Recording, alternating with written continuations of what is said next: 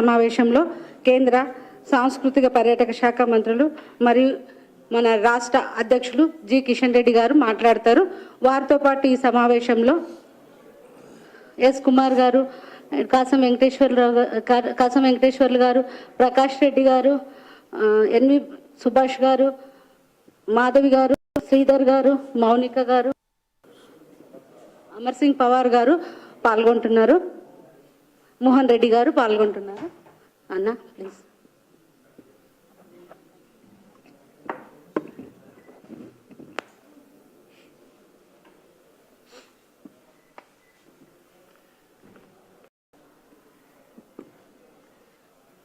మిత్రులందరికీ నమస్కారం.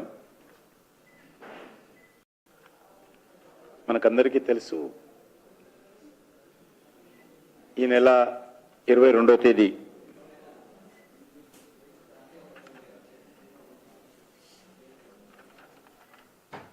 అయోధ్యలోని రామ జన్మభూమి స్థానంలో నిర్మిస్తున్నటువంటి శ్రీరామ ఆలయానికి ప్రాణ ప్రతిష్ఠ జరగనున్నది. ఇది ఒక సిమెంట్తోటో టెక్నాలజీతో నిర్మాణం చేసేటువంటి దేవాలయం కాదు. ఈ దేశంలో కొన్ని లక్షల దేవాలయాలు ఉన్నాయి, కానీ ఇది ఆ రకమైనటువంటి ఒక దేవాలయం మాత్రమే కాదు. ఇది ఈ ఆలయము మన సంస్కృతికి ఆధునికమైనటువంటి చిహ్నము. ఈ దేశంలో ఉన్నటువంటి అన్ని వర్గాల ప్రజలకు,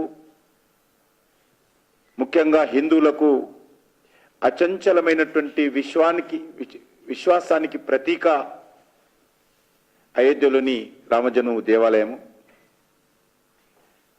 మన జాతీయ స్ఫూర్తి చిహ్నంగా మారుతుంది. ఇది రాబోయే తరాలకు ఒక విశ్వాసాన్ని ఇచ్చేటువంటి దేవాలయము.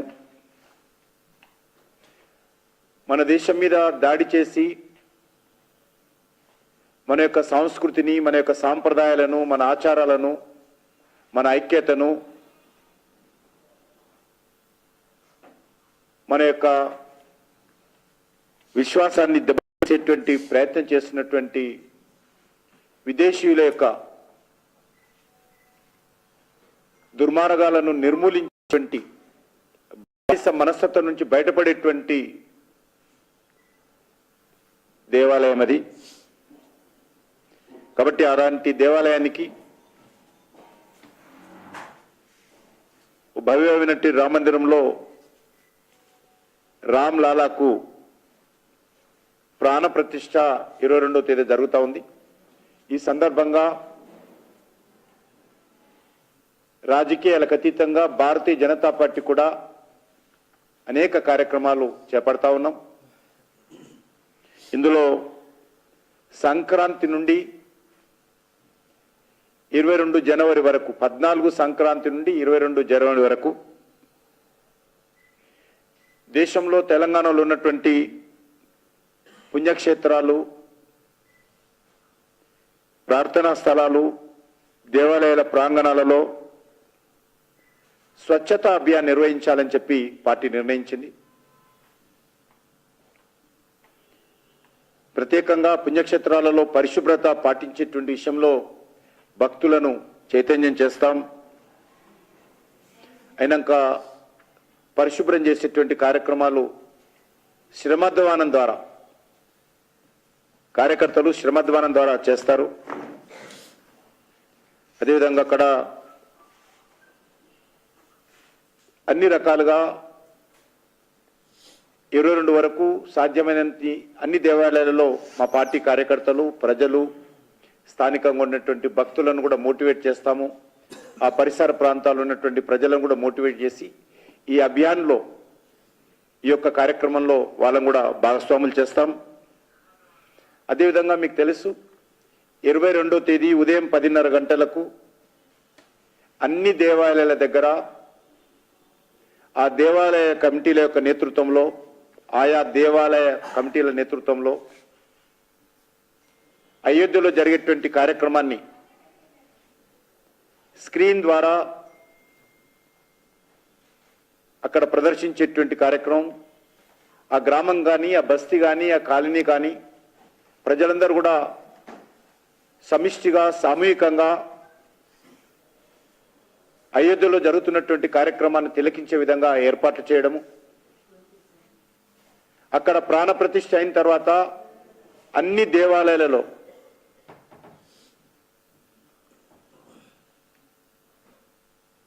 అక్కడ మరి దీపారాధన చేయడము, అక్కడ అన్ని రకాలుగా ప్రజలతోటి ప్రసాద వితరణ చేయడము, అదే రోజు సాయంకాలము ప్రతి హిందూ ఇంటి ముందు ముగ్గులతో అలంకారం చేయడము, అదేవిధంగా ఆ రోజు పచ్చ తోరణాలతో అందరి ఇండ్లు అలంకరించుకోవడము, 500 సంవత్సరాలైంది కాబట్టి 5 రామజ్యోతులను మన ఇంట్లో వెలిగించుకోవడము, ఈ రకంగా ఈ కార్యక్రమాన్ని చేపట్టాలని చెప్పి అక్కడ ఉన్నటువంటి దేవాలయ నిర్మాణ కమిటీ ఇచ్చినటువంటి పిలుపు మేరకు భారతీయ జనతా పార్టీ కూడా స్పందించి పాల్గొంటుంది.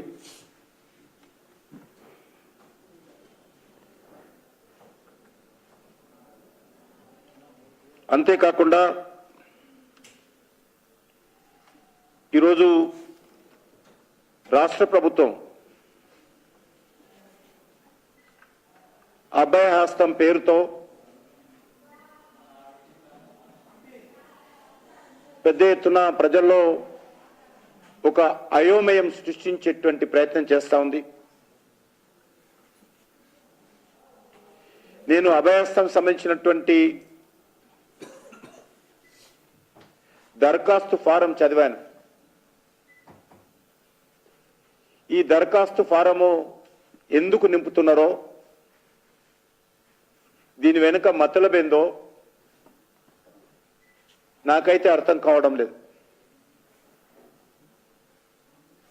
ఇది పూర్తిగా రాజకీయ దృక్పథంతో నింపుతున్నటువంటి పథకమే తప్ప ప్రజలకు లబ్ధి చేకూర్చడానికి చిత్తశుద్ధి ఉన్నట్టుగా మాకెవరికి కనిపించడం లేదు. వీరిచ్చేటువంటి 6 గ్యారంటీల విషయంలో మరి ఈరోజు ఈ యొక్క దరఖాస్తు ఫారము పెద్ద ఎత్తున ప్రజలను అయోమయానికి గురి చేసేటువంటి కార్యక్రమం. ఈ దరఖాస్తు ఫారంలు బ్లాకులు అమ్ముతున్నటువంటి పరిస్థితి, అందుబాటులో లేనటువంటి పరిస్థితి. ఈ దరఖాస్తు చేయకపోతే మీకు ఏ రకమైనటువంటి సహాయం అందదని చెప్తున్నటువంటి పరిస్థితి. నిజంగా ప్రభుత్వానికి చిత్తశుద్ధి ఉంటే మీరు 100 రోజుల తర్వాత చేస్తారా, మీరు ఇచ్చినటువంటి హామీ ఏ రకంగా నిలబెట్టుకుంటారనేది మీ విషయం. కానీ నిజంగా మీకు చిత్తశుద్ధి ఉంటే ఈ దరఖాస్తు అవసరం లేకుండానే ప్రజలకు సంబంధించినటువంటి మీరు ఇచ్చినటువంటి హామీలు అమలు చేయడానికి అన్ని రకాలుగా అవకాశాలు ఉన్నాయి.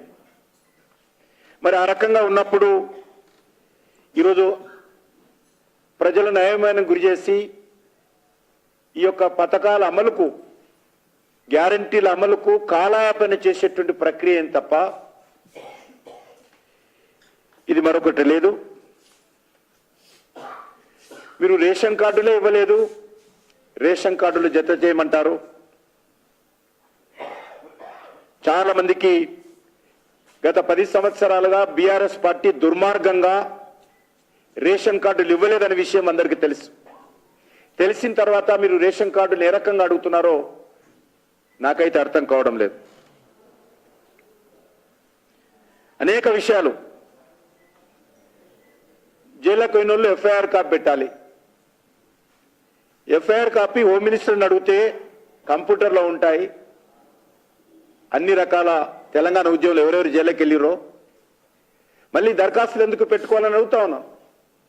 ప్రజలను పోలీస్ స్టేషన్ల చుట్టూ తిప్పాలనుకుంటున్నారా, లేక ప్రజలను జైళ్ళ చుట్టూ తిప్పాలనుకుంటున్నారా చెప్పాలి.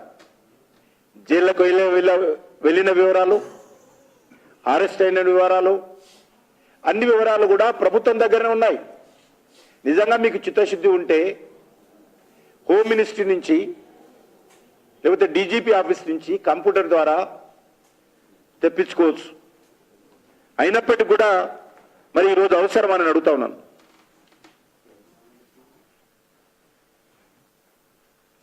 మహిళలకు ప్రతి నెల 2,500 రూపాయలు. ఉదాహరణకు పొదుపు సంఘాల మహిళలకు ఇవ్వాలనుకుంటే ఎంటైర్ డాటా గవర్నమెంట్ దగ్గర ఉంది. జనధన ఖాతాల డాటా ఉంది. మళ్ళీ ఈరోజు మహిళలను ఎవరికి ఇస్తారు, ఏ స్థాయి వాళ్ళకి ఇస్తారు, దారిద్ర్య రేఖకు దిగునున్నటువంటి మహిళలకు ఇస్తారా, అందరు మహిళలకు ఇస్తారా, అదేమి చెప్పకుండా దరఖాస్తుల పేరుతో కాలయాపన ఎందుకని అడుగుతా ఉన్నాను. 500కే సిలిండరు. దీని డాటా కూడా రాష్ట్ర పౌర సరఫరాల శాఖ సివిల్ సప్లైస్ దగ్గర టోటల్ డాటా ఉంది. మళ్ళీ ఇది ఏ రకంగా అందులో రేషన్ కార్డులు ఉన్నటువంటి వాళ్ళ డాటా సపరేట్ ఉంటుంది. మళ్ళీ కొత్తగా దరఖాస్తులు ఎందుకని అడుగుతా ఉన్నాను.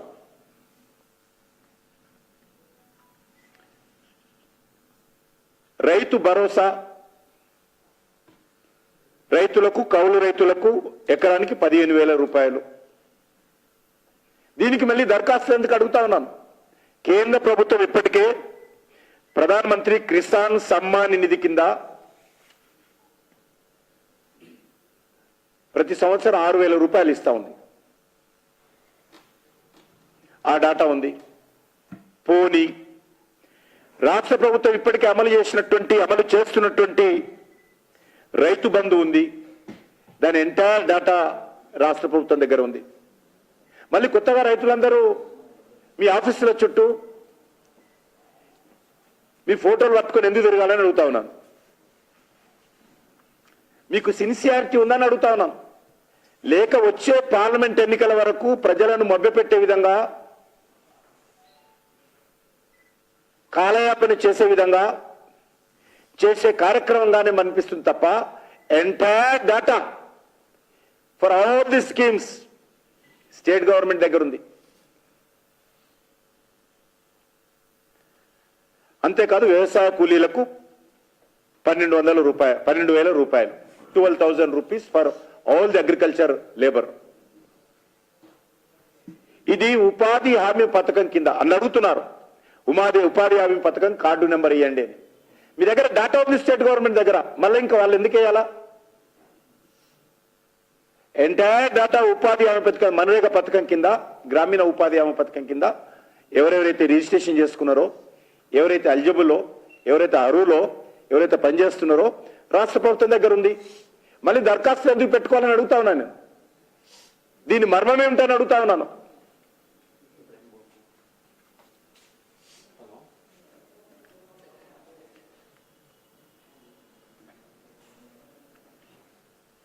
అంతేకాదు ఉద్యమకారులకు 250 గజాల స్థలము నేను ఇంతకుముందు చెప్పాను.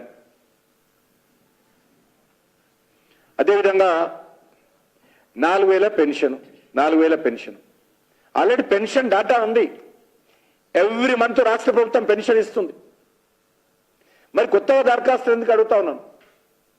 పోనీ ఉన్నటువంటి వాళ్ళకి పెట్టుకోవద్దని చెప్పండి, కొత్త వాళ్ళు పెట్టుకోమని చెప్పండి, అర్థం ఉందని. ఇప్పటికే పెన్షన్ వస్తున్నటువంటి వాళ్ళు, ఇప్పటికే మనరేగా కింద దరఖాస్తు గ్రామీణ ఉపాధి హామీ పథకంలో లబ్ధి పొందుతున్నటువంటి వాళ్ళు, ఇప్పటికే రైతు బంధు కింద పొందుతున్నటువంటి వాళ్ళు కాకుండా ఇంకెవరు ఉంటే పెట్టుకోమని చెప్పండి. కానీ ఆల్రెడీ మీ దగ్గర రాష్ట్ర ప్రభుత్వం దగ్గర యాక్టివ్ డాటా ఉంది. ఆన్లైన్లో డాటా ఉంది, ఇంప్లిమెంటేషన్ డాటా ఉంది, అయినా ఎందుకని అడుగుతా ఉన్నాను. 10 లక్షల రాజు ఆరోగ్యశ్రీ బీమా, ఇది కూడా రాష్ట్ర ప్రభుత్వం దగ్గర ఉంది డాటా. ఆరోగ్యశ్రీ కింద రాష్ట్ర ప్రభుత్వం దగ్గర ఉంది, అయినా మళ్ళీ దరఖాస్తుకి ఎందుకు అడుగుతా ఉన్నాను. ఈరోజు ఇది పూర్తిగా నాకు అర్థమైంది ఏంటంటే, వచ్చేటువంటి పార్లమెంట్ ఎన్నికల లోపల ప్రజలను దరఖాస్తుల పేరుతో కాంగ్రెస్ నాయకుల ఇంటి చుట్టూ, కాంగ్రెస్ ఎమ్మెల్యేల ఇంటి చుట్టూ తిప్పుకునేటువంటి కార్యక్రమే తప్ప, ప్రజలను కష్టపెట్టే కార్యక్రమే తప్ప మరొకటి కాదు అనే విషయాన్ని నేను ఈ సందర్భంగా మనవి చేస్తా ఉన్నాను. ఇప్పటికైనా రాష్ట్ర ప్రభుత్వము వాళ్ళ దగ్గర ఉన్నటువంటి డాటా తీసుకొని, వాళ్ళు ఇచ్చినటువంటి హామీలు, వాళ్ళకి ఇచ్చినటువంటి షెడ్యూల్ ప్రకారమే, నేను వెంటనే ఈరోజు ఇవ్వమని అడగడం లేదు. మీరు 100 డేస్ లోపలిస్తారా, లేకపోతే 50 రోజుల లోపలిస్తారా, 60 రోజుల తర్వాత ఇస్తారా, 420 రోజుల తర్వాత ఇస్తారా, మీ ఇష్టం. కాబట్టి మీరు ఎప్పుడు ఇస్తారు, కానీ ప్రజలను అనవసరంగా ఆఫీసుల చుట్టూ తిప్పి పేదలను కూలీనాలి చేసుకున్నటువంటి బడుగు బలైన వర్గాలను అనవసరంగా ఇబ్బంది పెట్టొద్దనేది మాత్రమే నేను ఈ సందర్భంగా మనవి చేస్తా ఉన్నాను.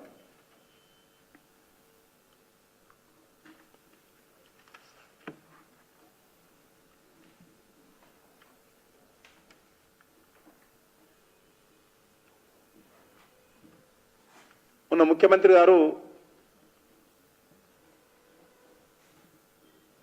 కాంగ్రెస్ పార్టీ ప్లీనరీలో మాట్లాడుతూ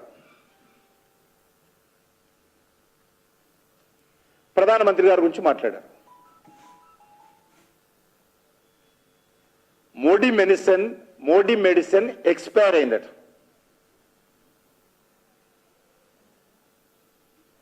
ఆయన ఎక్కడ వేసుకున్నాడో నాకు తెలియదు, ఏ మెడిసిన్ వేసుకున్నాడో, కానీ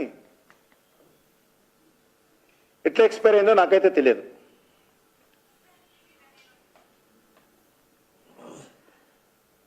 దేశాన్ని కాదు ప్రపంచాన్ని నడిపించేటువంటి సంజీవిని మోడీ మెడిసిన్. మీరు రాహుల్ గాంధీ ఉన్నన్ని రోజులు మోడీ గారి మెడిసిన్ ఎక్స్పైర్ కాదు. అసలు మీరు రాహుల్ గాంధీ మెడిసిన్ ఇంతవరకు ఫార్ములానే రిజెక్ట్ అయింది. ఆ మెడిసిన్ ఇంతవరకు మెడిసిన్ గా రాలేదు, యాక్సెప్టే కాలేదు. ఫండమెంటల్ గా మీ ఫార్ములా, మీ రాహుల్ గాంధీ ఫార్ములా యొక్క మెడిసిన్ ఏదైతే ఉన్నదో అది రిజెక్ట్ అయింది.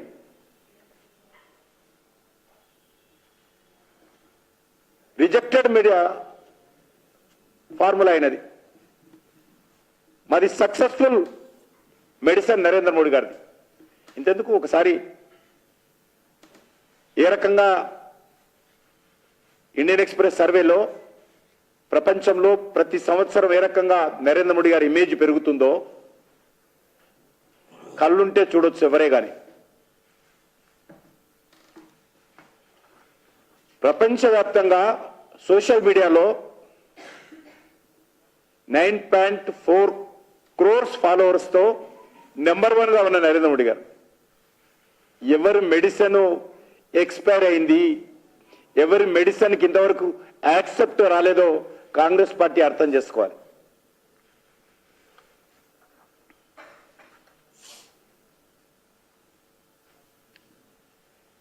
ప్రపంచంలో 5వ ఆర్థిక వ్యవస్థగా ఈరోజు భారతదేశం ఎదిగింది.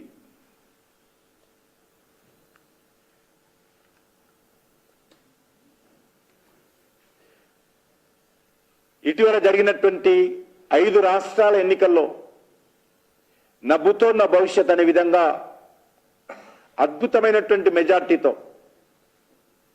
నరేంద్ర మోడీ గారి నాయకత్వంలో దేశ ప్రజలైనకు పట్టం కడతా ఉంటే, 2 రాష్ట్రాలలో అధికారంలో ఉన్నటువంటి మీ ప్రభుత్వం కూలిపోతే, మీ ప్రభుత్వాన్ని ప్రజలు ఓడిస్తే ఎవరి మెడిసిన్ ఎక్స్పైర్ అయింది?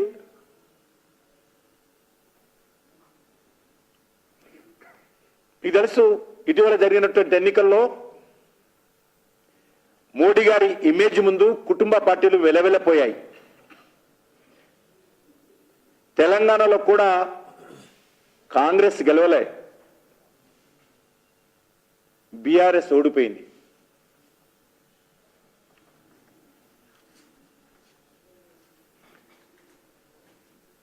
ఈరోజు దేశంలో ప్రతి వ్యక్తిలో ఒక ఆత్మవిశ్వాసం నెలకొని ఉంది. పొలిటికల్ పార్టీస్లో కొంతమంది ప్రతిపక్ష పార్టీలలో ఉన్నటువంటి వాళ్లకు ఆత్మవిశ్వాసం లేదు, భయం ఉంది, వాళ్ళకు అభద్రతా భావం ఉంది, వాళ్ళకు నేను ఒప్పుకుంటాను పాపం. కానీ కామన్ మ్యాన్, యువకులు కానీ మహిళలు కానీ ఉద్యోగస్తులు కానీ వాళ్ళలో ఒక ఆత్మవిశ్వాసం ఉందంటే దానికి నరేంద్ర మోడీ గారే కారణమని మనం చేస్తా ఉన్నాం. తెలంగాణలో బోటాబోటీ సీట్ల మెజార్టీతో ఇక్కడ కాంగ్రెస్ పార్టీ గెలిచింది. అదే మధ్యప్రదేశ్లో, అదే ఛత్తీస్గఢ్లో, అదే రాజస్థాన్లో అబ్సల్యూట్ మెజార్టీతో, అద్భుతమైనటువంటి మెజార్టీతో, ప్రజల ఆశీస్సులతో అక్కడ కాంగ్రెస్ పార్టీని కాదని అక్కడ భారతీయ జనతా పార్టీ జెండా ఎగిరింది.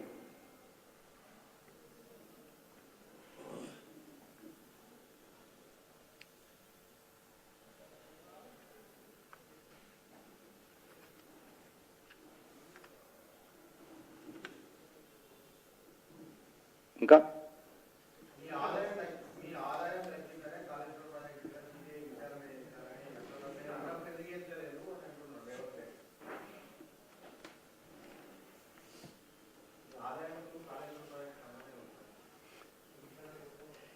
మిత్రులందరికీ నమస్కారం. ఇందులో కాళేశ్వరం ప్రాజెక్టు విషయంలో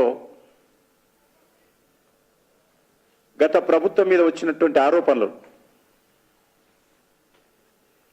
అన్ని పార్టీలు, అన్ని సామాజిక సంస్థలు, తెలంగాణ ఉద్యమకారులు, అన్ని సోషల్ మీడియాలో ఉన్నటువంటి వ్యక్తులందరూ కూడా ఏ రకంగా తమ యొక్క బాధను వ్యక్తం చేశారో మనకందరికీ తెలుసు. నేను దీనిపైన న్యాయ విచారణతో పాటు అనే పదం కూడా వాడాను. న్యాయ విచారణ ఐఎమ్ నాట్ అగైనిస్ట్. న్యాయ విచారణతో పాటు న్యాయ విచారణకు ఉపయోగపడే విధంగా, వేగవంతం చేసే విధంగా సిబిఐ దర్యాప్తు జరపాలని చెప్పి మాత్రమే నేను కోరాను. గుమ్మడికాయల దొంగెవరంటే భుజాలు తొడిమి చూసుకున్నట్టు ఈరోజు కాంగ్రెస్ నాయకులు ఎగిరెగిరి పడుతున్నారు.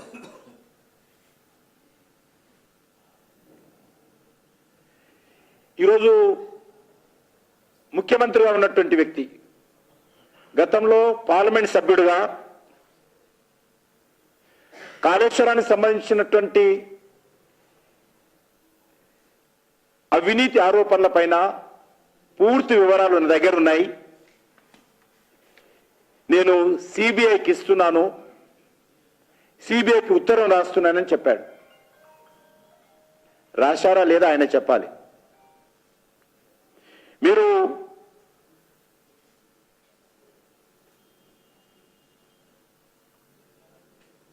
ఒక పార్లమెంట్ సభ్యుడో, ఒక మంత్రో సిబిఐకి ఉత్తరం రాసినంత మాత్రాన తెలంగాణలో సిబిఐ దర్యాప్తు చేయడానికి అవకాశం లేదు. తెలంగాణలో సిబిఐ రాకుండా TRS party, BRS party, KCR చట్టం చేసిన విషయం అందరికీ తెలుసు. మరి మన మంత్రులు అంటారు, ఇన్ని రోజులు సిబిఐ ఏం చేసింది? గతంలో ఇదే విషయం చెప్పాము, ఇప్పుడు అదే విషయం చెప్తా ఉన్నాం. గతంలో సిబిఐ రాకుండా బీఆర్ఎస్ పార్టీ అడ్డుకుంది. మీరు అప్పుడు సిబిఐ డిమాండ్ చేశారు. ఈనాటి ముఖ్యమంత్రి, ఆనాటి పార్లమెంట్ సభ్యుడు సిబిఐకి ఉత్తరం రాశాడు. కాబట్టి ఇప్పుడు మీకే అవకాశం వచ్చింది. సిబిఐ దర్యాప్తు చేయడానికి ఆదేశాలు ఇచ్చేటువంటి కావచ్చు, అడిగేటువంటి అవకాశం కావచ్చు, ఉత్తరం రాసేటువంటి అవకాశం ఇప్పుడు మీకు వచ్చింది. మీరు చేయాలని అడిగాను. దీంట్లో మరి అనేక రకాలుగా అసలు విషయాన్ని పక్కన పెట్టి వ్యక్తిగత ఆరోపణలు చేస్తా ఉన్నారు.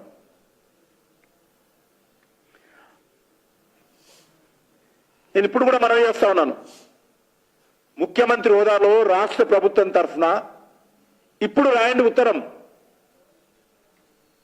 ఇప్పుడు తప్పకుండా సిబిఐ దర్యాప్తు చేస్తుంది. బౌట్ ఇంక్వైరీ అనమాట. రాష్ట్ర ప్రభుత్వం అడిగినప్పుడు తప్పకుండా దర్యాప్తు చేయాల్సినటువంటి బాధ్యత సిబిఐకి కేంద్ర ప్రభుత్వానికి ఉంటుంది. కాబట్టి రాష్ట్ర ప్రభుత్వం తరఫున అడగాల్సిందిగా కోరుతా ఉన్నాను. అప్పుడు సిబిఐ మీద లేనటువంటి అభ్యంతరం, ఎంపీగా ఉన్నప్పుడు అడిగినప్పుడు లేనటువంటి అభ్యంతరము ఇప్పుడు ముఖ్యమంత్రి రాగానే ఎందుకు వచ్చిందో చెప్పాలా, అధికారం లాగానే ఎందుకు వచ్చిందో చెప్పాలి. అధికారంలో లేనప్పుడు ఒక మాట, అధికారంలోకి వచ్చిన తర్వాత ఒక మాట, కాంగ్రెస్ పార్టీకి మాట్లాడము వెన్నెతో పెట్టిన విద్యని మనం చేస్తా ఉన్నాను.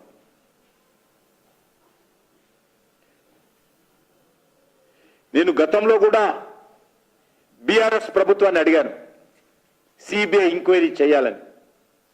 వాళ్ళు చేయలేదు, వాళ్ళు పోయారు. ఇప్పుడు కాంగ్రెస్ పార్టీ ప్రభుత్వాన్ని అడిగాను, మీకు చిత్తశుద్ధి ఉంటే చేయించండి అడిగాను. మీరు గతంలో చేసినటువంటి డిమాండ్నే మళ్ళీ నేను పునరుద్ధరించాను. ఇది కొత్త డిమాండ్ కాదు, రేవంత్ రెడ్డి గారు చేసిన డిమాండే. దానికి నా పైన వ్యక్తిగతమైనటువంటి దూషణలకు దిగుతున్నారు.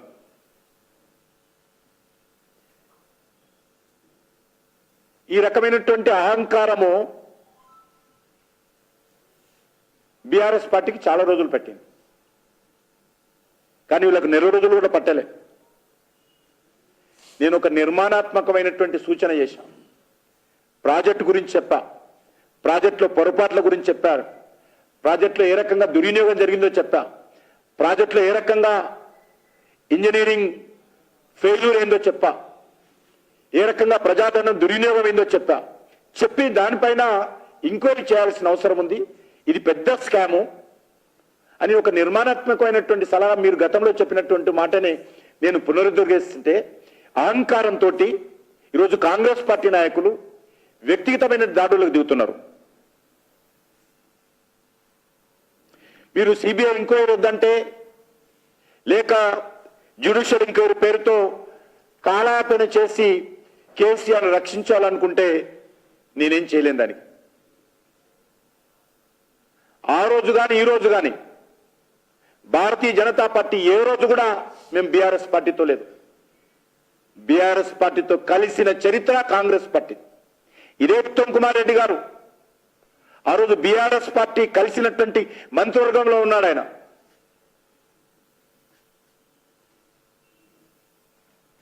బీఆర్ఎస్ తో పొత్తు పెట్టుకుంది మీరు, బీఆర్ఎస్ తో అధికారం పంచుకుంది మీరు, బీఆర్ఎస్ పార్టీని మెర్జీ చేసుకుందామన్నది మీరు. ఈరోజు భారతీయ జనతా పార్టీ ఏ రోజు కూడా మేము బీఆర్ఎస్ తోట లేము. బీఆర్ఎస్ నాయకుడు మీ పార్టీలో పుట్టాడు, మీరందరూ కలిసి పరిపాలన చేశారు రాష్ట్రంలో, కేంద్రంలో బీఆర్ఎస్ తోటి కాంగ్రెస్ పార్టీ. మీరు భారతీయ జనతా పార్టీని విమర్శించేటువంటి కనీస నైతిక హక్కు లేదు మీకు.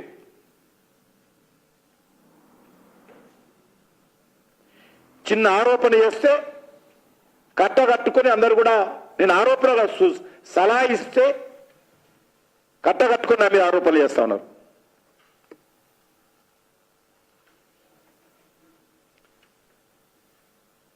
రేవంత్ రెడ్డి గారు కమిషన్ ఏమన్నాడే, ఆదాయము ఎవరు ఏ రకంగా ఆదాయాలు సంపాదించారో, ఎవరు ఏ రకమైనటువంటి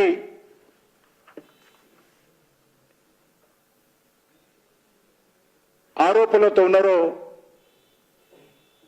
ప్రతి ఒక్క వ్యక్తికి, తెలంగాణ బిడ్డకు తెలుసు. వ్యక్తిగత ఆరోపణలను తీవ్రంగా ఖండిస్తున్నాను. నేను ఎప్పుడు కూడా గత ముఖ్యమంత్రి కానీ నిన్న మాట్లాడుతున్నప్పుడు కానీ ఈయన మీద కూడా ఆరోపణలు చేయలేదు. వ్యక్తిగతమైనటువంటి దాడులకు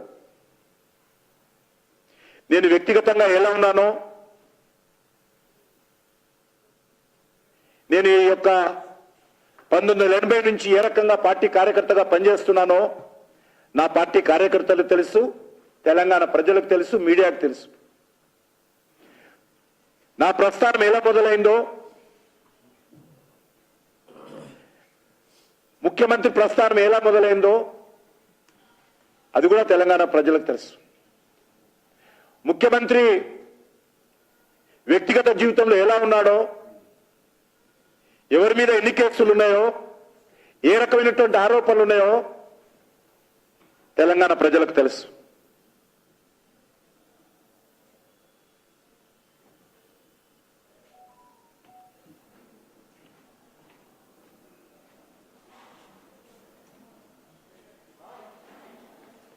ఈ రకంగా నేను నిర్మాణాత్మకమైనటువంటి సూచన చేసేటువంటి హక్కు, అధికారము ప్రతిపక్ష పార్టీగా ఒక రాష్ట్ర అధ్యక్షుడు నాకున్నది. నేను ఒక సలహా ఇస్తే నా ఆదాయం గురించి మాట్లాడుతున్నాను. ఎవరు ఎంత ఆదాయమో దేనికైనా మరి ముఖ్యమంత్రి గారు ఆయన ఆదాయం ఏంటో, నా ఆదాయం ఏంటో నేను సిద్ధంగా ఉన్నా. నేను విచారణ చేయమను. ఇంకోటి అంటారు మన మంత్రులు, కాళేశ్వరంలో బీజేపీ టిఆర్ఎస్ ఆదాయం కమిషన్లు పంచుకున్నారని. దమ్ముంటే, ధైర్యం ఉంటే దర్యాప్తు చేసి నిరూపణ చేసి కాళేశ్వరంలో మేము కమిషన్లు తీసుకుంటే ఇంకోటి చేయించు. మాటలు మాట్లాడితే కాదు, బట్ట కాల్సి మొక్క మీద వేయడం కాదు.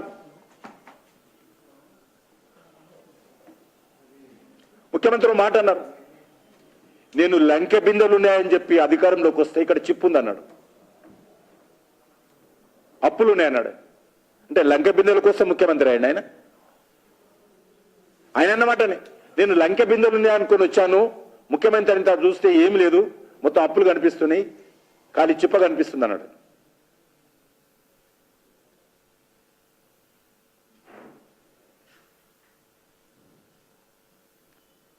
నిన్న ఒక ఆయన అంటాడు, ముఖ్యమంత్రి గజ దొంగ. ఎవరు గజ దొంగ? ఒక ప్రధానమంత్రిని పట్టుకొని గజ దొంగ. మేము ఎప్పుడు అన్నవా? మిమ్మల్ని కూడా ప్రధానమంత్రిని పట్టుకొని గజ దొంగ అంటావా నువ్వు? మీ స్థాయి ఏంటి? గజ దొంగలు ఎవరో తెలియదా? 12 లక్షల కోట్ల రూపాయలు దోపిడీ చేసింది మీ సోనియా గాంధీ గారి నాయకత్వంలో యూపీఏ ప్రభుత్వం కాదా? కామన్వెల్త్ కుంభకోణంలో దోచింది మీ గజ దొంగ మీ ప్రభుత్వం కాదా? బొక్కు కుంభకోణంలో దోచుకున్నది మీ గజ దొంగ ప్రభుత్వం కాదా? 2G ప్రకటనలో దోచుకున్నది మీ గజ దొంగ ప్రభుత్వం కాదా? మీ సోనియా గాంధీ నాయకత్వం కాదా? నేషనల్ హెరాల్డ్ కేసులో ప్రభుత్వ ధనాన్ని దోచుకున్నది మీ సోనియా గాంధీ నాయకత్వంలో ఉన్నటువంటి గజ దొంగ పార్టీ కాదా?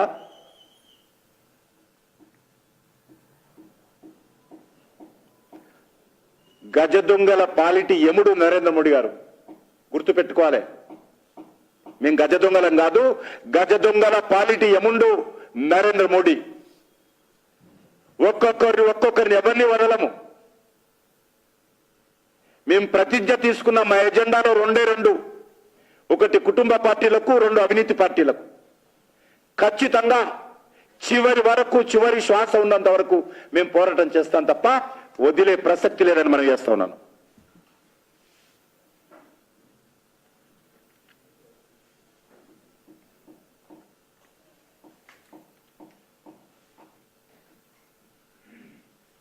నేను ఒక్కటే అడుగుతా ఉన్నాను, మేము ఫార్మా సిటీ ఎత్తేస్తా అని చెప్పావు కదా, మరి 15 రోజులలో ఫార్మా సిటీ ఎందుకు మళ్ళీ ఉంటుందని చెప్పాడో చెప్పాలన్నా. ఈ 15 వచ్చినటువంటి మతలబెందు ఫార్మా సిటీ, మరి ఫార్మా కంపెనీలు అందరూ కూడా వచ్చి కలవగానే మళ్ళీ ఫార్మా సిటీ అక్కడే కొనసాగుతుందని చెప్పడానికి మతలబెందో చెప్పాలి.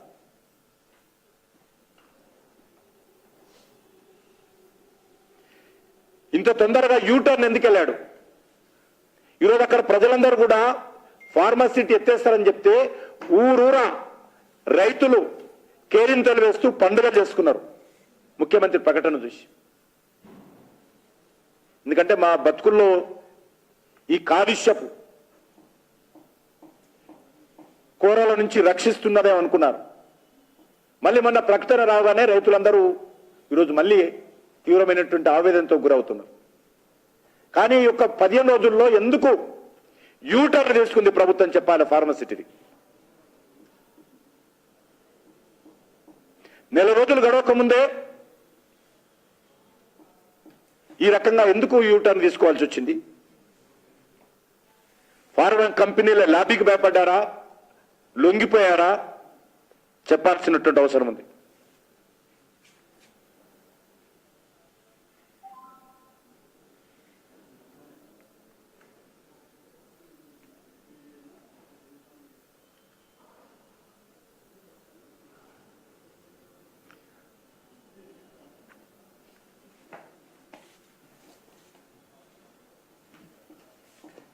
ఈ రకమైనటువంటి ఆరోపణలతో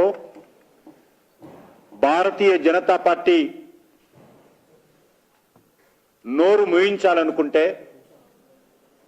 మరింత తిరగబడతామే తప్ప తగ్గే ప్రసక్తి లేదు. తెలంగాణలో మేము ఇప్పుడు అధికారంలో లేము. కాంగ్రెస్ పార్టీ అనేక సంవత్సరాల పాటు అధికారంలో ఉంది.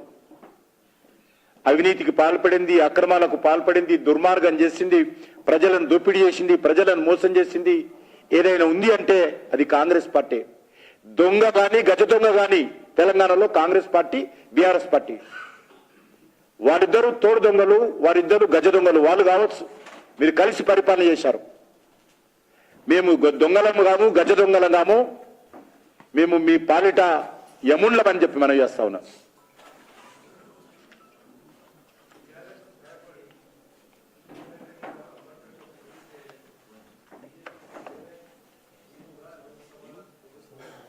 చూద్దాం, ప్రజలు ఉన్నారు కదా, చూద్దాము. ఎన్నిసార్లు నా చేతిలో ఓడిపోయిందో కాంగ్రెస్ పార్టీ, అదే అంబర్పేటలో. డిపాజిట్ రాలా.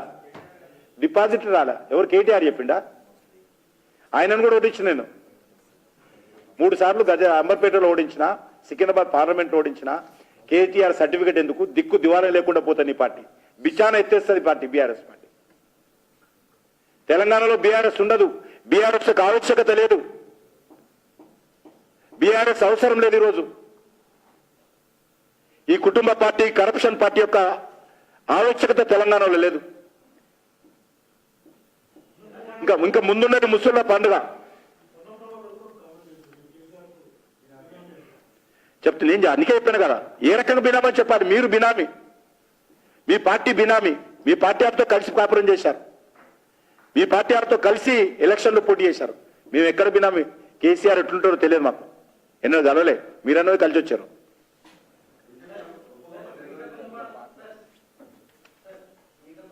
ఇంకా ముఖ్యమంత్రి కుటుంబంతో పార్ట్నర్స్ ఇల్లు రికార్డు ఉంది. నేను చెప్పలేను, రికార్డు చెప్పినాయి.